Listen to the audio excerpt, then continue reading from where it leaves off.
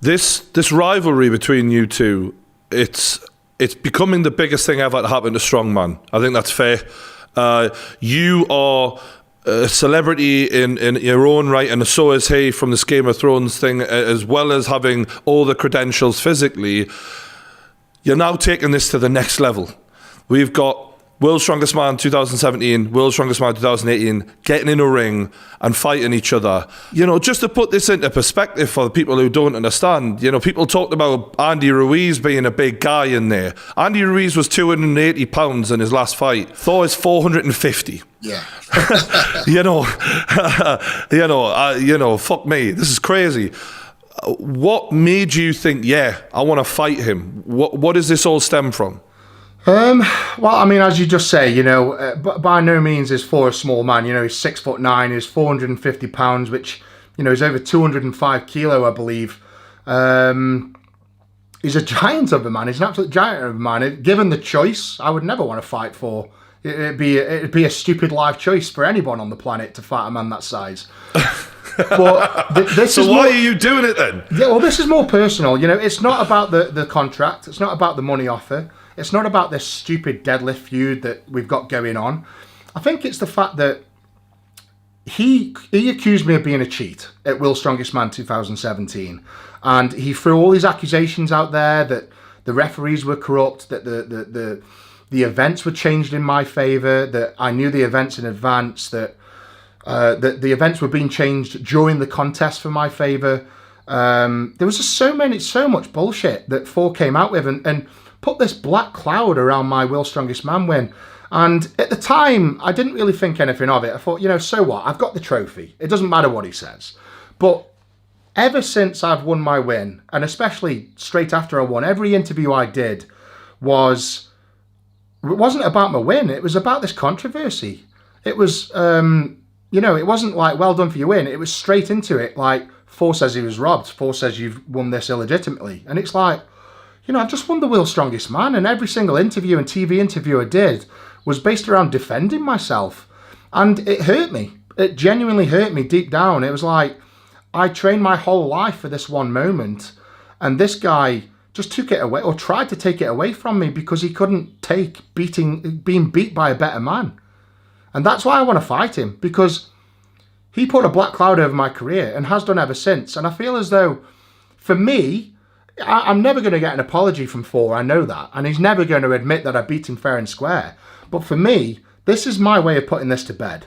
I feel like if I can rip this guy's head off in a boxing ring, then as soon as he said that, as soon as this contract landed on my table, I was like, this is perfect. This is absolutely perfect. This is my opportunity to get one back on Thor. And like he did to me, is to belittle him and for the whole world to see, make him look an idiot, because he tried to do that to me. It's funny because even when you go back and watch the Netflix documentary done on you, even back then, which was like 5 years ago, they highlight Thor as your number one rival in age, in ability, and everything. Yeah. I'm assuming this has been going on a while now. Can you take me back to when you first met Thor and what that was like, and how the relationship has gone from that moment almost? Yeah, I mean, I first met Thor back in 2012, I believe, my very first World's Strongest Man, and we've competed against each other numerous times, and we've hung out together. You know, we've been out for meals. He's been around my house. You know, we've had parties at my house in the past. I used to really like Thor. We were great friends. He used to be a great guy, and I think there's a lot of people that can back that up. But I feel as though, I don't know what's changed about Thor, but he became this person that, he became a bit of a monster of like, everything had to be his way. And I think that really started at World's Strongest Man 2017 with all the, you know, the sort of bad negativity around that. But I think honestly, like up until that point, me and Thor were fine. We were completely fine. We got on, we talked, we respected each other. I think there's always been that natural rivalry there. There's always been that natural competitiveness. You know, we get on, but I think deep down we're like, you know, you'd sit and have a meal, or, you know, share a bus ride before.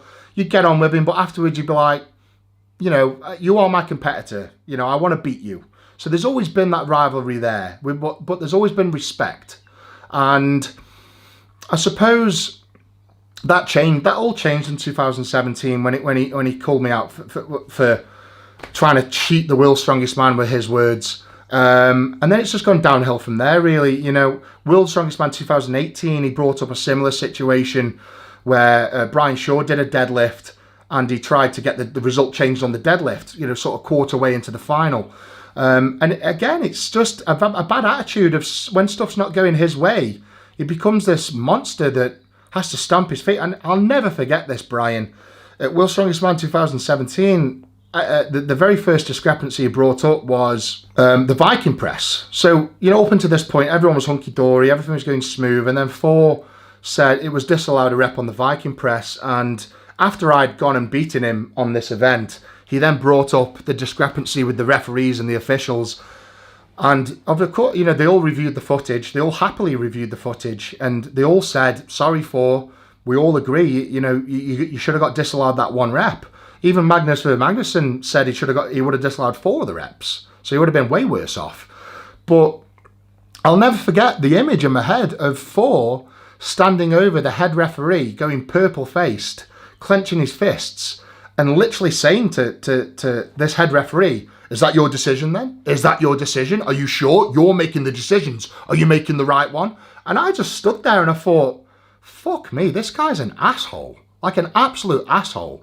And it's progressed from there. It's got worse and worse with Thor. I can only imagine the fact that you guys used to hang out together and he's been to your house. Like, this is going to be seriously personal. Before you get in that ring, this ain't going to be two competitors. This is bad blood. Like, I didn't realise it was that sort of bad. And I guess his rise to fame from Game of Thrones is that must have played a part in that. When you say the ego's growing and he's turning into this guy who can't be told what to do, do you think there's a correlation between that fame? I mean, I'd like to say no, but I think it is. I think all that fame has gone to his head. I think, you know, he turns up at World's Strongest Man. Everyone turns up with a partner or a physio. Thor will turn up with 30 people in blue shirts, and they will take over the arena. You know, we'll be in the athlete tent. And I remember one year I went to sit down in between events and there wasn't a single chair in the athlete tent because all Thor's family was sat in the chairs. And I thought, you know, this is just fucking ridiculous. Like the entourage he takes around with him, he walks around with sunglasses on indoors. He's just got that very, Hollywood sort of image about him that I hate. And I think all the other strongman hate as well. He's almost become too big time, you know. He's above everybody else. He won't hang around with any of the other athletes in competition. He only hangs around with his clan. If you want to talk to Thor, you have to ask one of his clan. You can't go to him direct. You know, it's genuinely ridiculous, like how bad he's got.